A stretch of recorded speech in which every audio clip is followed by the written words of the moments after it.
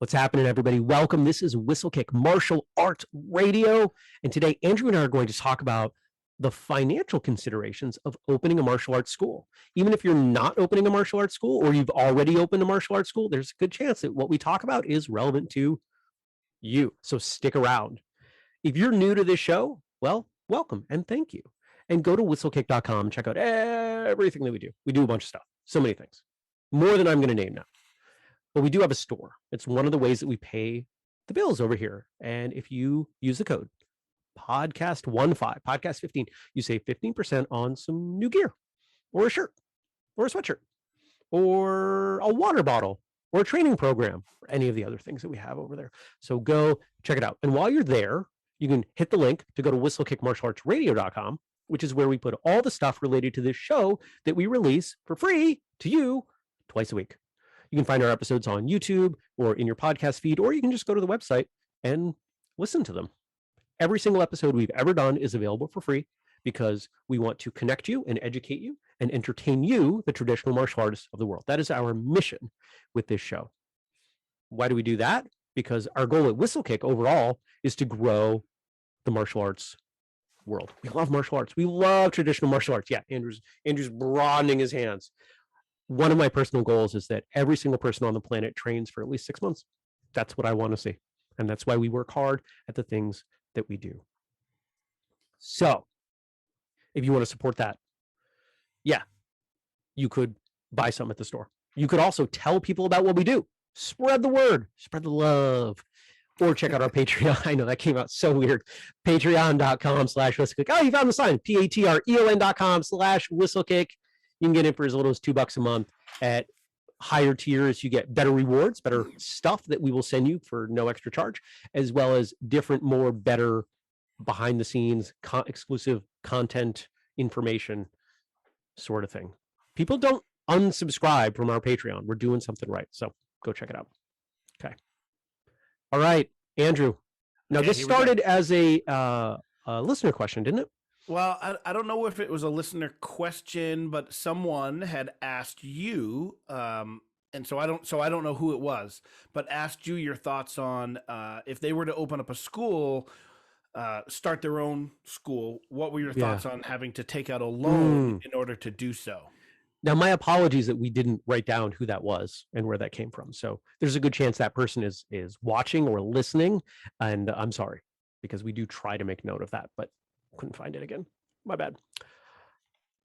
So let's, instead of just talking about that piece, just should you take out a loan or not when opening a martial arts school, let's expand the subject a little bit to financial considerations of opening a martial arts school. Mm-hmm. Because what are the things that we have to worry about? It's not very many. And I see that a lot of martial arts schools try to compete with big established schools on things that honestly are not that important. Oh, I've got to have a whole bunch of really nice new heavy bags, and I've got to have this big, beautiful space, and I've got to have all this training equipment, and I've got to have a school open full time with, half a dozen instructors. It's cost prohibitive. It's not going to happen. If you go into that, unless you are independently wealthy, by the time you cash flow positive and are making money, you will have run out of money. It's not going to happen. I'm a firm believer in any service-based business, and I've started and consulted on dozens, if not hundreds of them. You start with the smallest version you can, what some circles call the minimum viable product. And so what would that be? That's probably, and we've done a variety of episodes on pieces of this, it's a shared location, part-time, while you have a job somewhere else. Now, why is that so important? Because it's going to force you to be creative and scrappy and focus on the thing that matters the most, which is the quality of the instruction. If you have a big fancy storefront and you're trying to bring in as many people as possible, the temptation becomes to run for revenue and possibly make some decisions that are not best for your school long-term. Either allowing students in that aren't right for your culture, or offering classes that you really don't want to offer, and they sap your energy. And then when you step into the classes that you're really passionate about, there isn't as much of you, enough energy to go around. Yeah.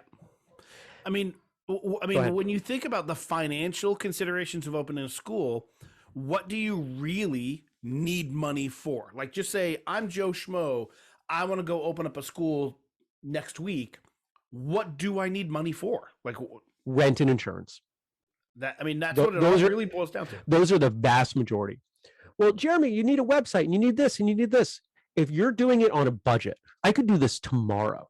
And I don't have the time, nor am I going to step on the toes of some of my friends in the area who have a martial arts school.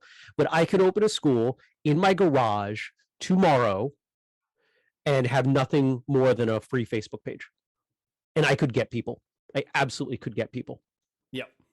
When I opened my martial arts school 20 years ago, wow, how is that even possible? When I opened my martial arts school 20 years ago, which was only around for a couple years, not because it wasn't successful, but because there wasn't enough of me left. I had other things I was working on professionally, and I was showing up to class and I was fried at the beginning, not the end. And it wasn't fair to my students. I was doing things like going around town and putting up posters that I printed out on a black and white printer on yellow paper. Black and yellow is the best contrast. Yep. And I would just go around and put those up, and those were the most effective thing. I also did various things to get featured in newspapers, which still have some sway. So there's a lot that you can do for free. And I think if you focus there, not only does it help you get to cash flow positive sooner, it keeps you from making dumb mistakes. There's a saying in the startup business world that too much money at the wrong time is actually a bad thing. And it doesn't sound like it should be, but if you've ever been in business and you've had a big chunk of money come in, you know that you're probably going to carve some of that off for something that you want to do rather than something that you should do or have to do. Yep. And when we talk about somebody taking out a loan, if the things that are most important are quality of instruction, rent, and insurance, are you going to prepay your rent? That would be dumb. Are you going to prepay your insurance? That would be dumb. Are you going to take out a loan to pay your salary because you left your full-time job to jump into this? That's a poor idea. Start small. Go ahead. A lot of a number of schools that I know of, whether I trained there or know of them, started out really small. They started out either teaching at in the United States, you might have a VFW, Veterans of Foreign War building, or an Elks Club or a Moose Lodge or some sort of fraternity location where the rent is very cheap because, like you brought up at the beginning, shared space, right? And so the rent is very low, which gives them, a much smaller overhead, and they can grow their school in that location. And then when they're ready to grow into a larger location, then they do that. And I know some that started at an Elks Lodge and they got bigger and they moved to the Eagles, the fraternity of the Eagles, because their space was bigger, right? And then eventually got their own building. But I would imagine starting out a school right off the bat, day one, with your own building with huge high rent. It would be nice to be able to do that, but the reality is it might not happen because of finances. I've watched so many schools do this, and they try to hit the ground, at 60 miles an hour rather than just, I'm going to crawl and walk. And it puts so much pressure on them, and they have to put so much time and energy into marketing, and sometimes it doesn't work. Here's another consideration. Andrew, have you ever been part of a small class in a very large space? Oh yeah, absolutely. It sucks. Doesn't feel good. You're like, where is everybody? Why are no other people here? Why am I one of 3 people in 3,500 square feet? Doesn't work. When I counsel businesses of any kind on starting a service-based business, product-based business are completely different, but a service-based business, it should always be a push towards maximum utilization. So let's say you can have 20 people in your training space at one time. Do what you can to get 20 people there, and then open more classes, Mm-hmm. and then open more classes, and then open more classes, and do what you can to get more people to sign up, and then raise the monthly fees a bit, and then raise them some more. And then after a couple years, you'll have this packed, high energy environment, and the money's coming in, and you're looking at it, and you're like, wow, I could quit my job. And then you quit your job, and then you have more classes and more classes and more classes. It's totally cliche, but the race between the tortoise and the hare, slow and steady wins the race, as they say. And I think there's a lot to be said for that in this particular case. Yeah, I completely agree. Now let's play devil's advocate. Okay. Are there circumstances where you might need to take out a loan? Yeah. What if you're opening a boxing gym and you need to do some renovation on the space that is affordable and build a ring? Yeah. That might take some money. What if you're opening a gym to train people for fighting in a cage? You kind of need a cage. A cage is not free. Yep. There are times where you have to do some renovations. But if you are a good business person and you are running your business correctly, whether it is a martial arts business or other, the things that you want to do should always exceed what you are able to do. And thus you will need to prioritize at any given time. Mm-hmm. I think there's also something to be said for recognizing financially when you need to take a step back. Mm-hmm. Like there's nothing wrong with having your own physical space that you train in that's not shared space. And for various reasons, if you can't maintain that location financially, you could take out a loan to continue to pay your rent. Yeah. I don't think that's a good idea. No. You could do that. You could if something's going to change short term. But that wouldn't necessarily be a great idea, right? Right. So you could quit teaching completely, just close your school. That's an option. It would be sad. You could do it. Or you could just take a step back, regroup, go to find a shared location, find some place where the rent is going to be a little bit cheaper, and start building up again. There's nothing wrong with taking a step back and reevaluating. Some of the most financially successful martial arts schools I know of do not own their own space. Mm-hmm. They teach in a variety of locations, thus they're able to pull from different populations, and they're supporting their community.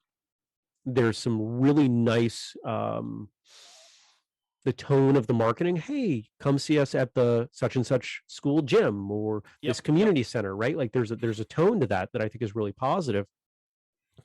And they don't have to worry about any upkeep. As soon as they walk out of that building, they don't care about the plumbing. They don't care about the roof. They don't have to worry about any of that. Exactly. And everybody wants to own their own location. And it's the same argument about owning a house versus renting. There are times when owning a house makes sense. There are plenty of times when it doesn't. Yep. Should you buy a house if you're never going to be there? Probably not. Right? Yep. Should you buy and own a location if you're going to teach 4 hours a week? Probably not. It's a whole lot of upkeep for 4 hours a week. Yeah. Yeah. It is rarely worth it. Lots of nuance, lots of opportunities for individualization there, but as a general rule. Did we cover it? Yeah, I mean, I think so. I mean, okay. the biggest, like you said, the two financial considerations when opening a school: how much is a location going to cost you? Whether that's you're deciding to buy your own physical space or you're renting it, whatever. Mm-hmm. How much you need to pay for your space, and any insurance that you'll need, and that varies from state to state. I have worked with many businesses in many different capacities over the course of my career. And the businesses that are small and scrappy and have to be creative with their cash flow inevitably become the best and most successful businesses because of the discipline that is bred early on in their career. If you open a business and it's suddenly putting, $50,000 into your checking account every month, you're going to make terrible decisions. You don't have the discipline. Just as if you were a white belt and you walk into martial arts classes and you suddenly have the ability to punch and kick people really, really hard oh, wait, they generally end up with that. That's why I hate sparring white belts. Right? You've experienced this. Yeah, hey, yeah, absolutely. Tone it down a little bit. You don't have to hit so hard. I don't understand, because they don't have the context. I don't actually hate sparring white belts, but I would much rather spar with people with experience, because they generally know how to regulate their power output in a way that new students generally do not. Okay. Cool. Excellent. All right. If anybody wants us to go deeper on an aspect of this, email me, jeremy@whistlekick.com. We may or may not do a follow-up episode. At the very least, I can probably throw you some thoughts back via email. No charge. Happy to help. All right. If you want to go deeper on this or any other episode, go to whistlekickmartialartsradio.com. Check out notes and links and transcripts and sign up for the newsletter. Go to whistlekick.com. Grab yourself something to celebrate Whistlekick and your love of the martial arts, or some gear, or whatever. Use the code podcast15. Don't forget our Patreon, patreon.com/whistlekick. Start as little as $2 a month. Most people are in the $5 or $10 a month tiers, and they stick around. They don't quit. And they get stickers. And there's better stuff coming. We started with stickers. The longer you stick around as a Patreon contributor, the better and better things you're going to get. Value. We're all about value over here. If you have feedback or anything, email me, jeremy@whistlekick.com. If you want to talk to Andrew about me, you can email him, Jeremy. You can email him, Andrew@whistlekickmartialartsradio.com. Our social media, we're everywhere at Whistlekick. And of course, that's it. So until next time, train hard, smile, and have a great day.